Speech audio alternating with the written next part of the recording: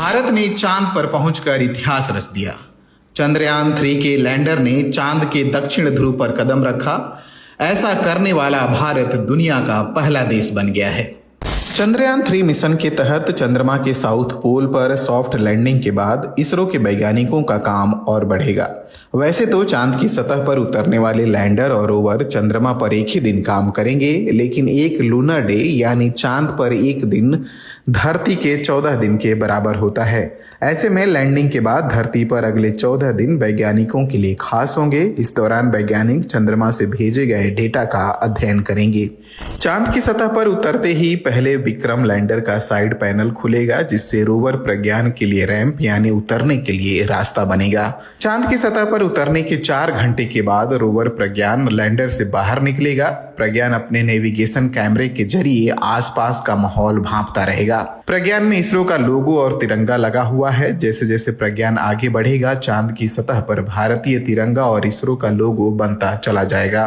प्रज्ञान बाहर निकलते ही 1 सेंटीमीटर प्रति सेकंड की रफ्तार से चांद की सतह पर चलेगा। ये 6 पहियों वाला एक रोबोटिक व्हीकल है जो 500 मीटर तक के इलाके में चलकर पानी और वहां के वातावरण के बारे में जानकारी जुटाएगा।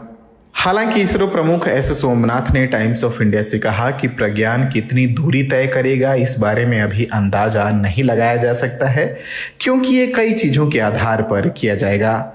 अंतरिक्ष यान अक्सर अपने साथ कुछ उपकरण ले जाते हैं जिन्हें पेलोड कहा जाता है। अंतरिक्ष में क्या हो रहा है उसका निरीक्षण और रिकॉर्ड करते हैं। फिर ये जानकारी वैज्ञानिकों के विश्लेषण और अध्ययन के लिए पृथ्वी पर भेजे जाते हैं।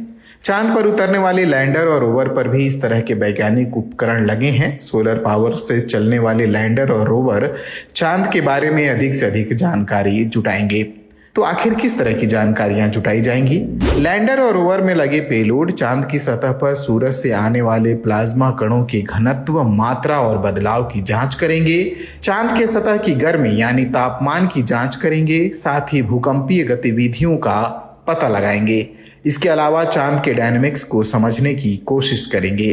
प्रज्ञान को ऐसे बनाया गया है कि वो चांद की सतह की जानकारी जुटा सके। प्रज्ञान इन जानकारियों को जुटाकर लैंडर तक पहुंचाएगा। चांद की सतह का अध्ययन करने के लिए लैंडर के पास 2 हफ्तों का समय होगा। प्रज्ञान सिर्फ लैंडर से संवाद कर सकता है और ये लैंडर ही होगा जो धरती पर डाटा भेज रहा होगा। हालांकि इसरो का कहना है कि चंद्रयान-2 ऑर्बिटर का भी इस्तेमाल कम्युनिकेशन के लिए किया जा सकता है, क्योंकि चंद्रयान-2 के ऑर्बिटर ने लैंडर से सफलतापूर्वक संवाद किया था। विक्रम और प्रज्ञान को एक चंद्र दिवस यानी धरती के 14 दिनों तक काम करना है। अगर इससे ज्यादा की अवधि तक चंद्रयान-3 को टिके रहना है तो उसे चांद की ठंडी रात यानी -238 डिग्री सेल्सियस के साथ सुरक्षित रहना होगा। इसरो प्रमुख ने कहा कि ऐसी संभावनाएं हैं कि विक्रम और लैंडर दोनों के पास एक अतिरिक्त लूनर डे होगा।